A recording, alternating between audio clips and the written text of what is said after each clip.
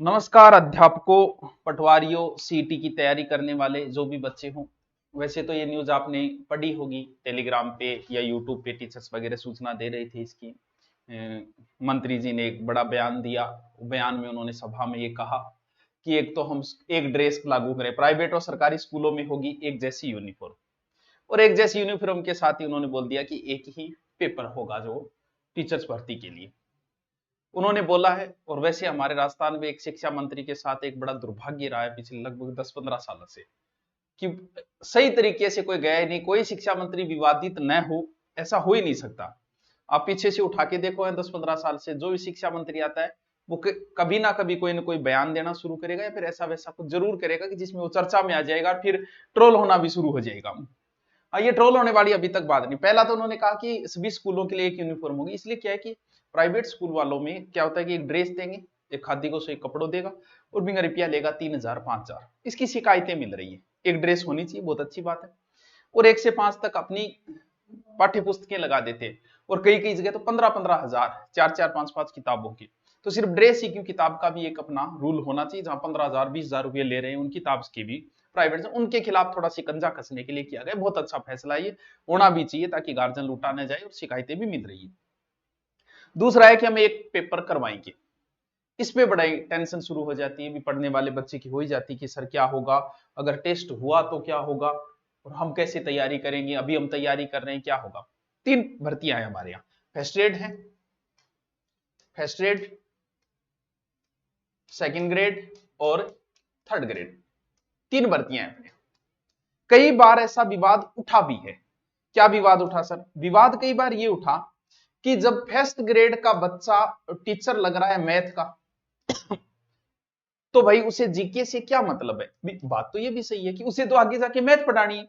और तो भाई उसे जीके क्यों बता रहे हो आप, जब उसको पढ़ाना ही नहीं है, क्योंकि उसे मैथ पढ़ानी है आगे जाके। ऐसा ही सेकंड ग्रेड में भी टीचर वो जो लगा है इंग्लिश का, तो उसे जीके क्यों पढ़ाया जा रहा है, क्योंकि आगे जाके उसे जीके नहीं पढ़ाना, उसे इंग्लिश ही पढ़ानी है। और कहीं ना कहीं सही भी है ये बात की भी, जब उसे इंग्लिश पढ़ाना है, इंग्लिश में वो इंटेलिजेंट है, इंग्लिश में फर्स्ट ग्रेड लग रहा है, तो उसे जीके क्यों पढ़ाया जा रहा है। तो हो सकता है मंत्री जी को किसी ने सुझाव दिया होगा कि क्यों ना एक ही पेपर करवा दिया जाए। पहली बात तो है कि आप तैयारी कर रहे हो, तैयारी करते रहना। क्योंकि आज जो मंत्री जी ने बोला है उसे कागजी कार्रवाई होते में, साइन होते में और लास्ट में धरातल तक पहुंचने में 1-1.5-2 साल लग जाएगी। और इस आचार संहिता के समाप्त होते ही राजस्थान में तीनों भर्तियां आएगी। फर्स्ट ग्रेड भर्ती 5 से 6 हजार आएगी, सेकंड ग्रेड भर्ती भी आएगी, पदों का तो नहीं कैसे लेकिन आएगी, और थर्ड ग्रेड भर्ती भी आएगी। तीनों भर्तियों में इसका कोई लेना देना नहीं होगा। क्यों? क्योंकि अब इतना समय नहीं है कि इस प्रोसेस को गुजारा जाए। तो ये बात सीधी खत्म कि आप तैयारी के लगे रहो। अगर हुआ कि सर अगर ऐसा हुआ तो क्या होगा, सिर्फ सोच रहे हैं। मेरा अनुमान है कि ऐसा हुआ तो क्या होगा।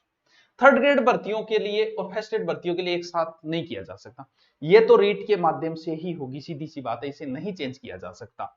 अगर किया जाए तो मान लो कि इन 2 को किया जाए, मान लो 3 को भी किया जाए, कि उसका एक ही पेपर करवा दिया। पहला जीके का जो होता है, सेकंड ग्रेड का भी होता है, फर्स्ट ग्रेड का भी होता है। हो सकता है जीके साई को एक ऐसा एक पेपर करवा दिया, मिनिमम पास मार्किंग रख दिया उसमें 35% मान लो।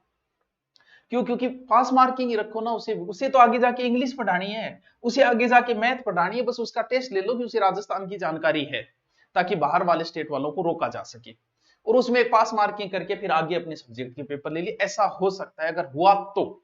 बाकी अभी चिंता करने की आपको जरूरत नहीं है। अभी तैयारी लगे रहो, इसमें समय लगेगा। और आचार संहिता समाप्त होते ही तीनों के अंदर बड़ी भर्तियां आएगी।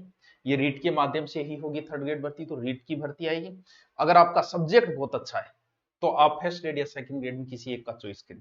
और आप जीरो लेवल से हो, कुछ नहीं आता, तो भैया आप कौन सी कर लो, क्या फर्क पड़ता है, क्योंकि आप जीरो ही हो। अगर आपका सब्जेक्ट अच्छा है, जैसे मान लो कोई टीचर है 5 साल से पढ़ा रहा है, मैथ पढ़ा रहा है वो 11वीं 12वीं, और तो उसे क्या चयन करना चाहिए, उसे रीट का चयन नहीं करना चाहिए, उसे फर्स्ट ग्रेड का चयन करना चाहिए।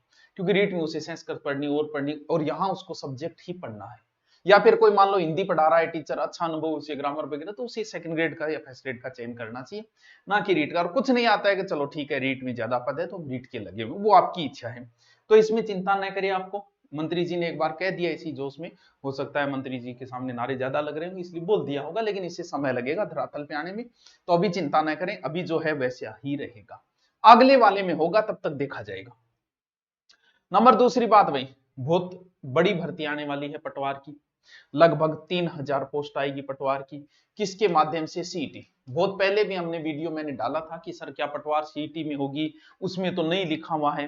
भाई 3rd ग्रेड सब भर्तियां सीईटी में जाएगी, सिर्फ एक पशु परिचर की बची है, वो 4th ग्रेड है, बाकी सब सीईटी के अंदर आ गई है। सीईटी आपको करनी ही पड़ेगी, सीईटी को आप सीरियस लेना ही पड़ेगा, और सीईटी में आपको सब कुछ पढ़ना पड़ेगा, इंग्लिश भी पढ़नी पड़ेगी, हिंदी भी पढ़नी पड़ेगी, जीके भी पढ़ना पड़ेगा, साइंस भी पढ़ना पड़ेगा, मैथ भी पढ़नी पड़ेगी, सब पढ़ना पड़ेगा आपको।